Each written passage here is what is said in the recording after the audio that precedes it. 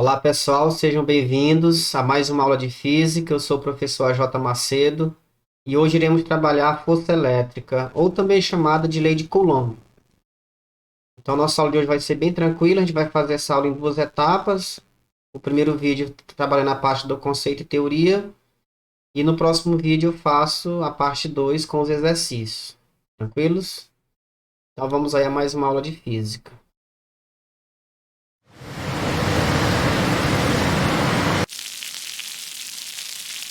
Beleza, então vamos aqui. Na página 30, a gente vai trabalhar a força elétrica no nosso material, tranquilos? Então, primeiramente, vamos entender essa força elétrica. Nós já estudamos em momentos anteriores, lá na mecânica clássica, também no início desse ano letivo eu falei sobre alguns conceitos de vetores, falei sobre energia, trabalho e força. Então, a força é essa entidade física que permite alterar o estado de movimento ou repouso e também permite deformar o objeto. Quando você aplica uma força, você ocasiona essa alteração no movimento, tanto o movimento como o repouso do objeto, e também provoca-se uma deformação. Então, essa força que nós vamos tratar aqui é uma força proveniente da interação entre as cargas. Nós vimos no primeiro princípio que carga de mesmo sinal, elas se repelem. Posso aqui representar carga de sinais positivos, elas vão se repelir, certo? Da mesma forma, se eu pegar também dois corpos de cargas negativas, eles também vão se repelir. Carga de mesmo sinal se repele, ao passo que carga de sinais contrários, elas se atraem. Aqui é a demonstraçãozinha para a gente lembrar. Então, nosso desejo aqui nessa aula, nosso objetivo é procurar uma maneira de calcular a intensidade dessa força. Tanto a força de repulsão, quando os corpos possuem o mesmo sinal de carga, ou essa força de atração, quando eles possuem sinais opostos. Então, esse é o nosso desejo, calcular essa intensidade da força de interação entre corpos eletrizados. Tranquilos? Então, vamos falar aqui da carga elétrica pontiforme. Esse termo vai aparecer muito aqui nos nossos conceitos. Quando a gente fala de carga elétrica pontiforme, a gente considera o corpo como um ponto material, ou seja, as dimensões do corpo elas são desprezíveis. Nesse caso, não há a eletrização por indução, não há indução entre os corpos. Portanto, consideramos eles como ponto, pontiforme. Então, a carga elétrica pontiforme é a carga elétrica armazenada em um ponto material, onde nós desconsideramos as dimensões do corpo, é como se ele fosse um ponto. E a notação que nós temos para isso é uma carga pontual, posso representar pelo Azinho aqui, dessa forma, pode ser um pontinho preto, carga positiva, pode ser também um sinalzinho com carga de menos, com a carga partícula eletrizada negativamente ou a partícula eletrizada positivamente. Essas são as formas da gente representar essa carga elétrica pontiforme, tá bom? Vamos falar também de submúltiplos da carga elétrica. Nós vimos em aulas anteriores também que essa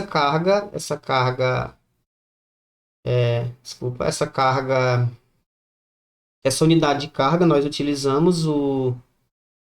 utilizamos aí o Coulomb, tá? Para representar essa unidade de carga, certo? Deixa eu estar ajeitando aqui para vocês. Tá, beleza. Então, nós utilizamos o Coulomb, né? Que eu já falei sobre ele um pouco, mas hoje a gente vai tratar especificamente dessa lei que ele estabeleceu para a gente calcular a intensidade da força, né, existente entre a interação das cargas elétricas. Então, os submúltiplos são unidades necessárias porque, como nós vamos trabalhar com quantidades de elétrons muito grandes, então, por exemplo, um Coulomb, ele possui aí uma quantidade muito grande de elétrons. Eu posso aqui demonstrar, por exemplo, se eu pegar aqui um Coulomb, digamos que eu pego aqui um Coulomb de carga, tá? Vou voltar aqui, vou representar aqui o Qzão, que é a carga. Vou colocar aqui um Coulomb. Então, esse Coulomb aqui, nós vamos calcular quantos elétrons possui nele, só para a gente ter uma ideia da necessidade de trabalhar com submúltiplo, que são unidades menores do que o Coulomb. Então, vamos fazer o seguinte, a nossa definiçãozinha para calcular essa quantidade é que a carga ela é igual a mais ou menos o número de elétrons ou prótons multiplicado pela carga elementar. E lembrando que essa carga elementar em módulo, né, ela é 1,6 vezes 10 a menos 19 coulomb. Então, o que nós podemos fazer é o seguinte: como vai trabalhar módulo, não é necessário colocar o mais nem o menos. Eu vou estar pegando aqui o N, que é a quantidade de elétrons, de uma carga de apenas um coulomb, certo? Um coulomb. Então, nós vamos isolar aqui o N e nós vamos dividir essa carga pela carga elementar. Então, essa carga aqui é 1 coulomb, aqui 1, e nós vamos dividir pela elementar, que é 1,6 vezes 10 a menos 19. Dividido 1 para 1,6 vai dar 0,625. Esse 10 a menos 19 está dividindo, vai passar para o numerador, ele passa com o sinal oposto, fica 10 a 19 positivo. A gente pode arrumar isso aqui, essa vírgula vai andar uma casa para cá, e nós vamos retirar a unidade aqui. Então, nós vamos ter aqui 6,25 vezes 10 a 18 elétrons. Olha como é grande essa quantidade de elétrons, e nós temos em apenas uma unidade de carga, que no caso é o coulomb. Coulomb, ok? Então, é só para a gente ter essa ideia. Então, as unidades submúltiplas que nós vamos trabalhar do coulomb, ela é o milicoulomb,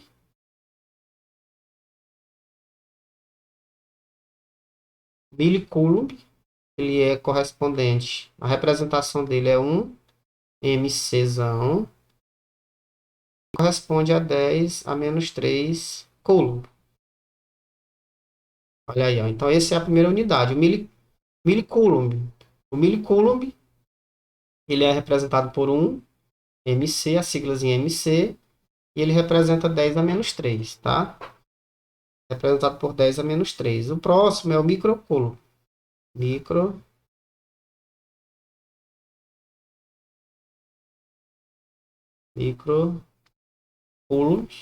representado por 1, essa letra grega mi, coulomb, corresponde a 10 a menos 6.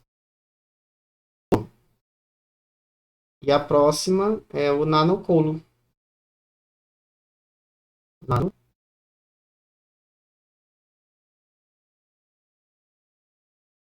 Nanocoulomb, que é o NC, 1 NC, igual a 10 a menos 9 coulomb, certo? Então, essas são as unidades principais que nós vamos trabalhar, principalmente essa microcoulomb. O microcoulomb, ele corresponde a 10 a menos 6. Nós vamos precisar sempre converter essas unidades. Muitos alunos não prestam atenção nessa parte e quando vai resolver exercício não sabe representar, não entende que 1 microcoulomb corresponde a 10 a menos 6. Então, isso é importante ter essa observação. Às vezes também aparece o nanocoulomb. O nanocoulomb é 10 a menos 9. Tem que fazer essa conversão, beleza? Agora vamos falar mesmo da força elétrica, tá? Essa lei proposta aqui por Charles Augustin Coulomb. Esse é um físico, engenheiro francês, tá? Que fez essa demonstração. Ele utilizou uma balança de torção. Aí no nosso material tem essa demonstração da balança. Ele tem a demonstração, mostra como foi o raciocínio dele. Ele fez o experimento utilizando a balança. Ela consiste em um disco, 3 esferas.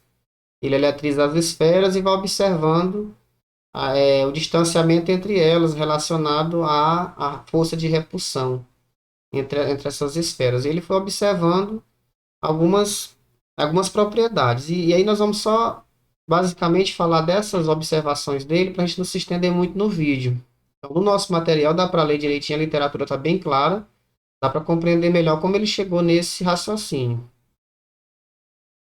O módulo da força de interação é inversamente proporcional ao quadrado da distância. Essa relação pode ser expressa com o símbolo, esse símbolozinho aqui de proporcionalidade. Tá? Então, a primeira observação que ele fez no experimento é que a força ela é, ela é proporcional ao inverso do quadrado da distância, certo? Ou seja, ela é inversamente proporcional ao quadrado da distância. Isso aqui dá para a gente perceber no nosso dia a dia. Se você aproximar a moeda de um ímã, quanto mais você aproxima, mais você percebe que ele tem força para atrair aquele objeto, aquela moeda ou um objeto metálico. Se você afasta, essa força vai ficando fraca. Então, repara que se eu aumento a distância, eu diminuo a força, certo? Isso é inversamente proporcional. Eu aumento uma grandeza, a outra diminui. Ou seja, se eu aumentar a distância entre o ímã e um objeto metálico, eu percebo que a força vai ficando fraca. Agora, se eu reduzo essa distância, diminuo a distância entre o ímã e o objeto metálico, a gente reduz essa distância, aí nós vamos perceber que essa força aumenta. Aquela força de atração lá entre o ímã e uma moeda. Só para a gente poder exemplificar aqui. Então, no experimento do Charles Augustin Coulomb, ele percebeu isso. E quanto mais ele aproximava as esferas, maior era a força de torção entre elas, a torção do fio, no caso que ele usava na balança.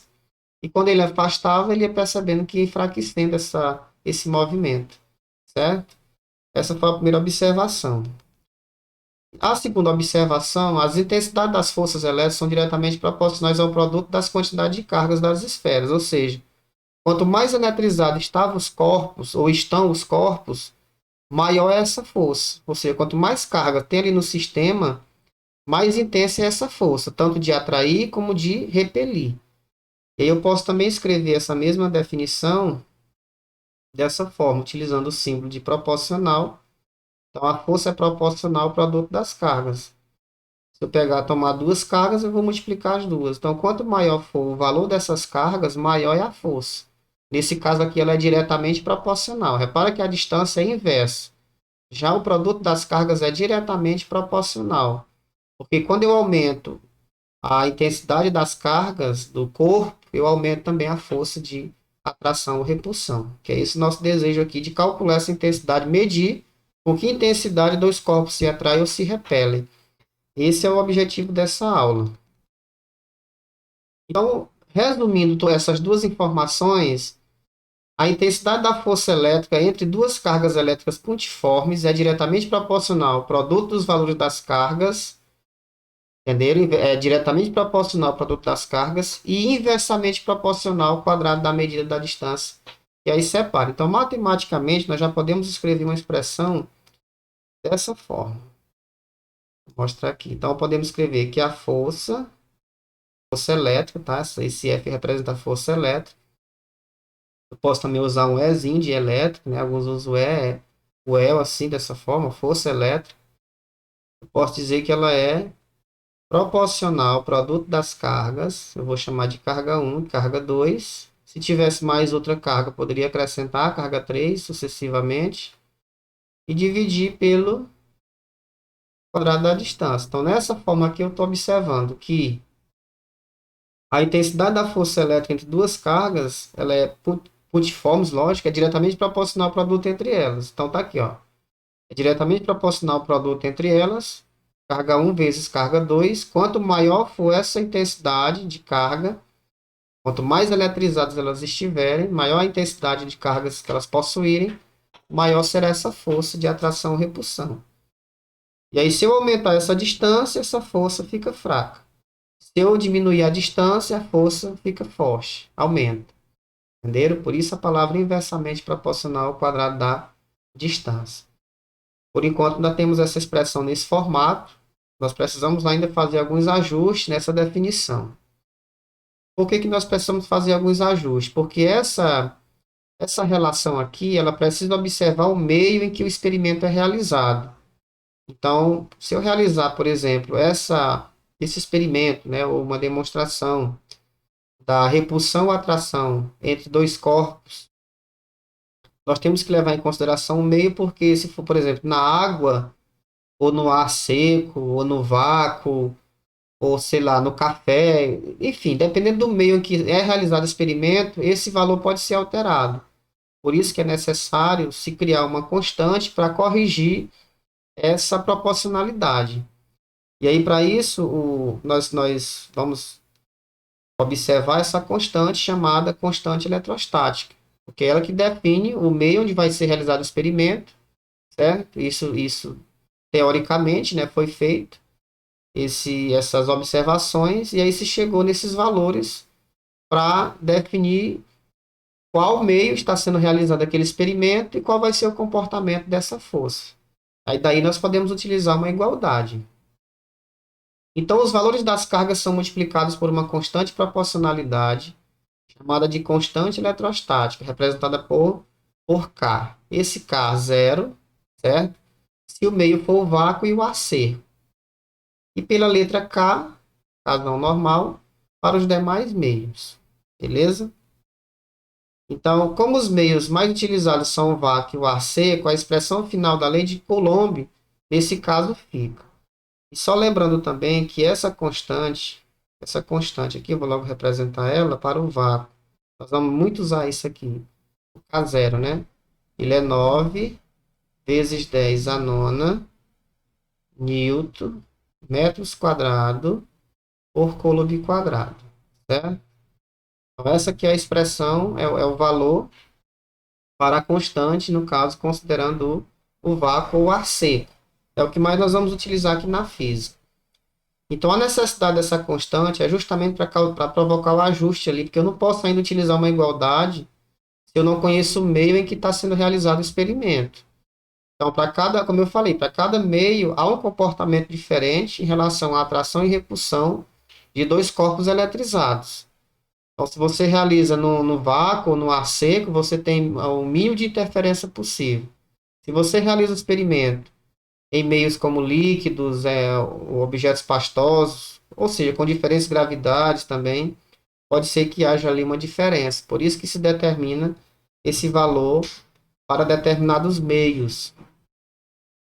Como os meios mais utilizados são o vácuo e o ar seco, a expressão final da lei de Coulomb, nesse caso, fica. Então, a expressão final que nós vamos trabalhar é o seguinte: a força elétrica, né? Vou usar o réu, força elétrica é igual. Agora eu vou usar o termo igual, certo? Termo matemático igual. A constante, vou estar usando o K0, porque nós temos como ar seco e o vácuo sendo mais comum, e multiplica as cargas 1 pela carga 2, que é o produto das cargas, e divide pela distância ao quadrado. Já temos mais ou menos uma cara do que é a lei de Coulomb, né? Que é a força elétrica. Nós temos já uma igualdade, antes estava só uma proporcionalidade, uma proporção, porque nós não tínhamos ainda definido em qual meio estava sendo realizado o experimento. Eu falo experimento é você colocar duas cargas, dois corpos em contato, um próximo do outro, e observar se ele vai se atrair ou se repelir. E com que intensidade? Esse é o objetivo da força elétrica. Calcular com que intensidade dois corpos se atraem ou dois corpos se repelem. Então vamos seguir. No Sistema Internacional de Unidades, o valor da constante do vácuo determinada empiricamente eu já tinha colocado ele ali. O K0 ele é igual a 9, 10 a nona, newton, metros quadrados, dividido por Coulomb ao quadrado. Coulomb, tá? É um termo francês, tá? Coulomb, lei de Coulomb. Então, o sinal da força elétrica. Vamos agora analisar o sinal para a gente poder chegar em mais uma conclusão aqui para essa lei essa força elétrica, né? Que é a lei de Coulomb.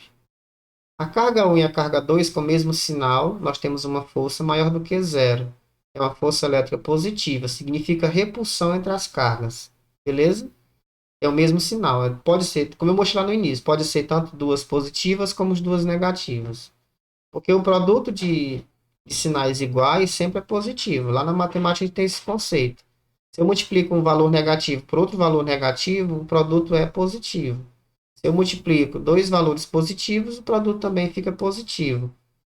Então já dá para a gente interpretar quando que essa força ela vai ser uma força de repulsão. Porque se os sinais forem iguais, eu vou ter uma repulsão, certo? Ou seja, o produto vai ser positivo, tá? Porque os sinais são iguais. Agora, se a carga 1 e a carga 2 tiver sinais opostos, se for uma mais e outra menos, a força sempre vai ser menor do que zero. A força elétrica negativa significa atração entre as cargas.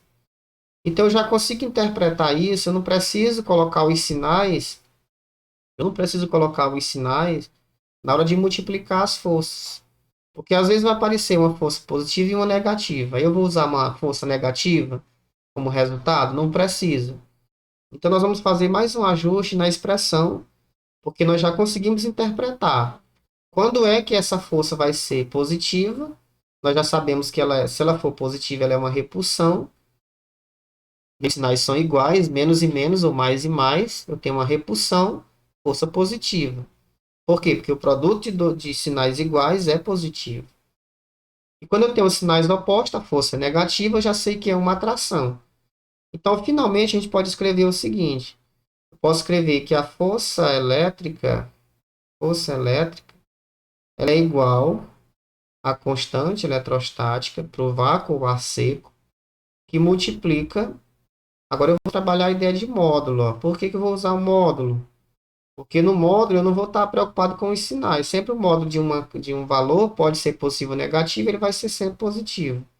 Eu vou trabalhar módulo da carga 1, multiplicando pelo módulo da carga 2, e aí dividido pela distância ao quadrado.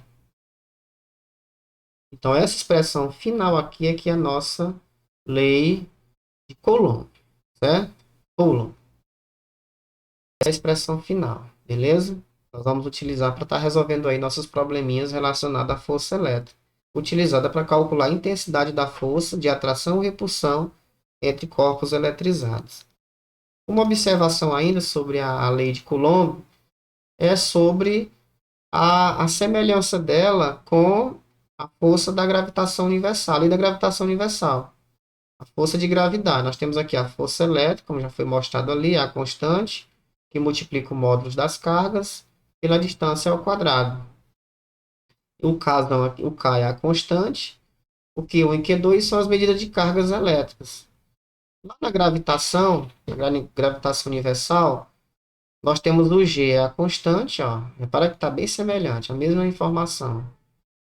As massas, lá nós temos a interação entre as massas, a massa maior que a massa da Terra, a massa menor que é o corpo de prova, são as medidas de massas, e também pela distância ao quadrado. Então, há uma semelhança muito grande entre essas duas leis, tanto a lei de Coulomb como a lei da gravitação universal. Tá certo? Então, nossa aula fica por aqui. Era só para mostrar essa lei de Coulomb. E nós vamos partir para o vídeo 2, que vamos trabalhar o exercício resolvido da página 35, tá? Então, eu vou encerrar esse vídeo aqui para a gente ir para o próximo vídeo, para não ficar muito longo, e trabalhar aí a resolução de exercícios, tá certo? Então, siga aí no próximo vídeo. Se você gostou dessa aula, não esqueça de se inscrever no canal, deixar o like e os comentários. E vamos para a próxima aula.